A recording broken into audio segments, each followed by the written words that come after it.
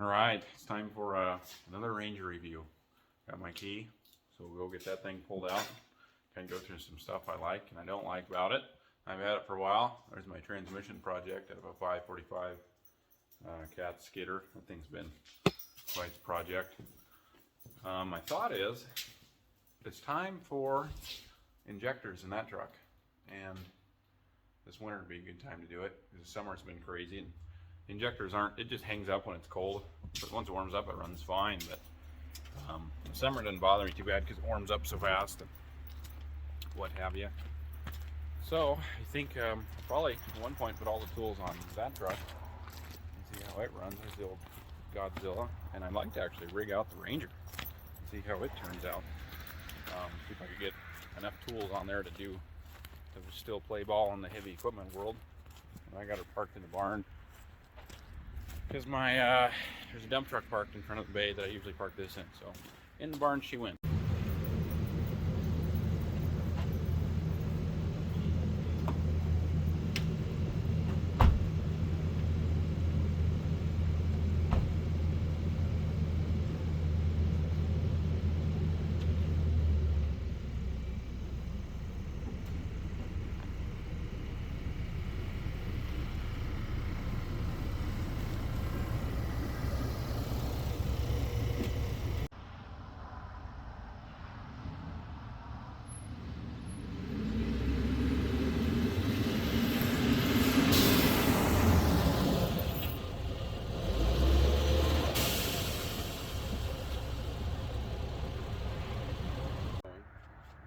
Sweet new scratches.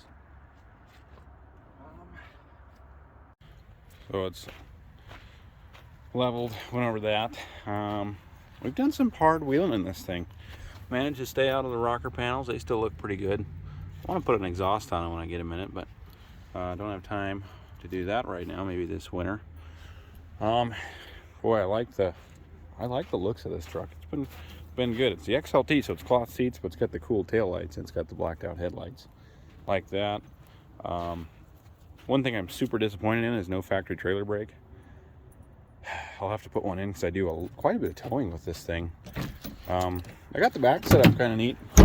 It's a mess right now. I always have my Montezuma. I think I got one on every truck. Well, I don't have one in the 7.3 yet, but if you don't know what these are, you need to get one because they hold all your tools nice and neat. Got a jerry can with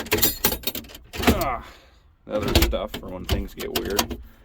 A couple of camping chairs. We took this up to the mountains a few weeks ago. Got my fishing pole in there in case, you know. And then I got my tackle bag. But yeah, I bought it set up like this. I'm not really a topper guy, but I've kind of grown to like it. However, if I decide to rig this thing out with my tools to see if I can put back to work out of a little truck, I'm going to have to probably pull that off, pull the bed rug out, do some stuff like that. I'd be interested too, and well, Lear makes a topper that is a toolbox instead of a window, and it goes on both sides. That'd be kind of neat, but I don't know if I want to spend the money on that. It travels pretty good. She's a mess. Got my cat parts per usual, my book of maps in Colorado for when we go four-wheeling. Got the old dog mat back here for the dogs. That dog is a mess. So bummed about no trailer brakes, for sure. It's got 41,000 miles on it.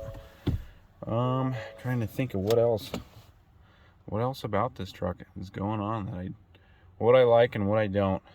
I'm not a big fan of this shifter, and I'm not a fan of this. This needs to be anywhere but here because the dog, I don't know how many times it kicks it into four-wheel drive.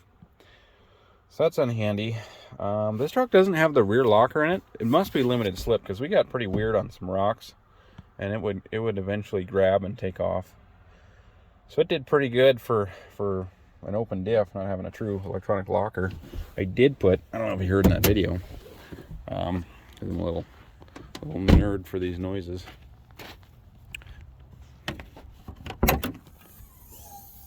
This is a blow-off valve, just a spacer. So instead of venting your excessive boost back in the intake, it just vents into the atmosphere, so you can hear it go, which is pretty cool.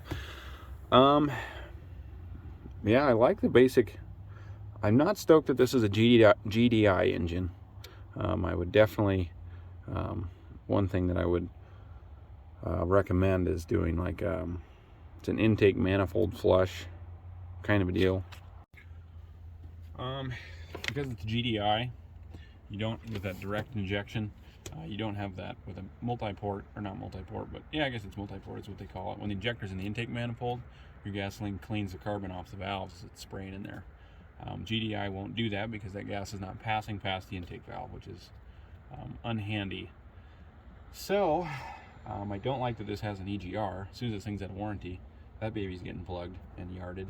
And what I would recommend if you have a GDI engine is, I don't know if it's worth doing yet. I might pull the intake manifold off and stick a camera down in there to see if it's starting to carbon up or not.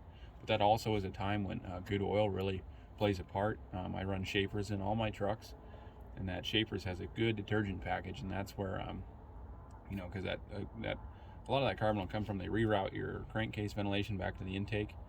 If you have oil that doesn't have a good detergent package in it, it'll carbon up and make a mess. So that's where your good oil matters, or like an additive or something to help bring that. I would keep all engines of all types out of all Jiffy Lubes in all countries. I do not like the oil they run. I can tell when somebody brings a truck in that has that oil in there. It's thin, it's gritty, it doesn't disperse. It has a terrible soot value, or the way it handles soot, things like that. But at very least, I would run the Ford Motorcraft oil regardless. But the big thing to do would be to run like the intake. It's like, I'm sure Schaefer's has it, but the one I've used is a BG product. It's an intake throttle body cleaner. You actually run it with the engine running, so you'd want to pull on this. You would want to pull it off on a non-turbo engine. You pull the intake off. Turbo engine, you want to get as close as you can. So I wouldn't go as far as pulling that off, but see, your throttle body's right down here. I'd like to pull it off over here behind the intercooler and go right in there to get that good. Load that up, and what I've done before is load it up like an evening before, load it up. I mean, I load them up till they won't hydrolock. You could hydrolock it essentially, but it doesn't hydrolock. Load it up till it kills it, just because it goes to an over-rich environment and shuts it off. And I've shut the key off and leave it sit overnight. Fire it up the next morning and take it out and absolutely floor it. Run the crap out of it. It gives much wind going through there to clean that shit out and keep it going. And I've had significant, and I'm not even kidding, high mileage engines, significant performance has come back to those engines because of that. Diesels, you're not going to have that. Well, you will if you have an EGR. It's a whole nother mess. But I don't know if I'd do that with a DPF on. Yeah, that's a whole nother mess. We're not there today, but yeah. For the most part, though, pretty excited about the performance. I'm averaging over 20 miles to the gallon is my average, which is awesome for kind of pushing a bigger tire and driving like I do. I'm not light on the pedal. Let's see. What else do I like? Well, what do I don't like? That's what people care about. What do I not like?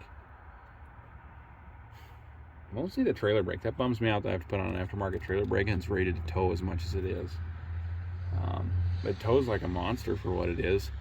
I'm pretty sure, because we went pretty hard on this thing in the dunes. I'll put a clip of that in there. Pretty sure the back shocks have had they're done with life. It's kind of bouncy back there, so it's time to do something there. Let me think. Boy, what else do I not like about this thing? I don't like the shifter, one of that. No trailer brakes. The mirrors aren't bad for towing. They could be better, but they're not bad. I'm not gonna put a big old dumb looking big old tow mirror on this little pickup. Let's see here. I'm pretty happy with the spring rate. The spring rate's pretty good. It handles its weight all right. It does have that parabolic spring, I think is what they want to call that squishy one, the orange or your yellow one that it hits under load. If I rig this out, I'm going to put an airbag system on, or like a sumo spring or something. I'm not stoked that they put wheel locks on, because I don't know where the key is. I'm going to have to hammer on a 12-point socket to get that thing off. I did buy the regular lug nuts, and then Ford charged me for that. That was cool. $25 for 4 lug nuts. Anyways, still not impressed about the passenger window. Is extremely slow going up for some reason. It's not terrible. I don't think it's going to break, but it's like 2003 Silverado slow. It's like, Yeah, about that fast. But anyways, clearance is pretty good. It's been pretty good, easy to keep it out of the rocks when we've been crawling.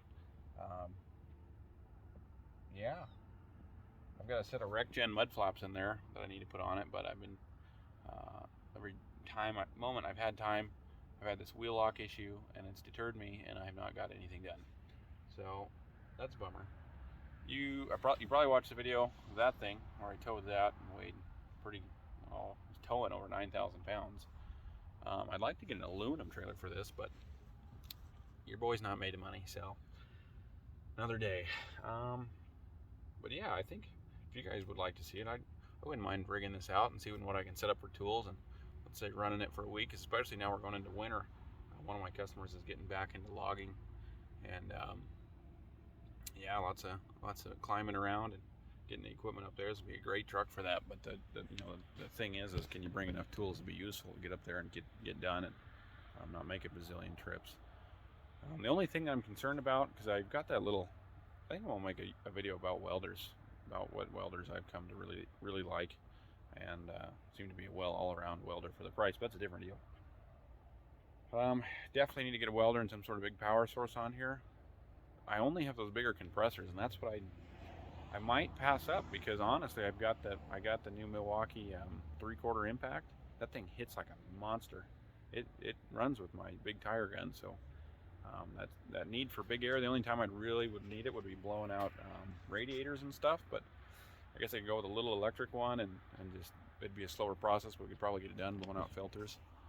But yeah, I'd like to if you guys want to see it, we'll rig her out and put a welder and all my tools on there and see how she goes. But that's kind of my review. It hasn't been into the shop, no warranty stuff. That 10-speed in this is way, in my opinion, it's more refined than the 10R140, I think is what it is, behind that 7.3. Not that the 7.3 is bad, but just smoothness and like my feeling of this transmission knows where it needs to be all the time. This one's got it handled. We did a little towing, pulled the trailer up in Wyoming, dropped off some axles and looped back down and around. Did great. You hit the wind and that turbo, it's really, in my opinion, it's as close to pulling with a diesel as you can get. That turbo really makes up for that low end. It gets by really well without doing a ton of shifting. It would be hard, like this thing's snorty, and I've had it up to 130 miles an hour, not even kidding. And thing just, it wants more. There's no governor on it, which is kind of neat, not that it matters, but the thing runs good. It's got lots of power. It's fun to rip around. That's one thing. The few times I've been in Toyotas, I will always appreciate their reliability and the simplicity of them, because that's why I ended up with the Godzilla up there. But this thing would make a monkey out of them all day long, and it would be, I like the way the Tacomas look, but man, I would not, it'd be hard for me to go to a Tacoma now. Having the turbo and having, in my opinion, truly like full-size truck power and towing capabilities in a smaller truck makes it sure nice and handy. And then still, you unhook and you're back to that 22 miles a gallon. I really like this truck. So honestly, from an unbiased opinion, I'd buy this truck a few times over. I'd like to buy, if this utility truck thing works out half decent, buy a extended cab with a longer bed and actually truly rig it out maybe full time, and see, I don't know, see how it goes. But yeah, let me know what else you guys want to see on this thing. I'll try to put up I think I got a picture of some of the rocks we were in, and I'll put up a video when we're in the sand and whatnot. I actually got a video in the sand in my reels, so if you want to watch that. But yeah, tell me what you guys want to see in the comments, and like and subscribe and help me keep doing this crap. And yeah, we'll go from there. I think I'll do yeah, let me know if you want to see this thing rigged out. We'll rig it out and see what happens.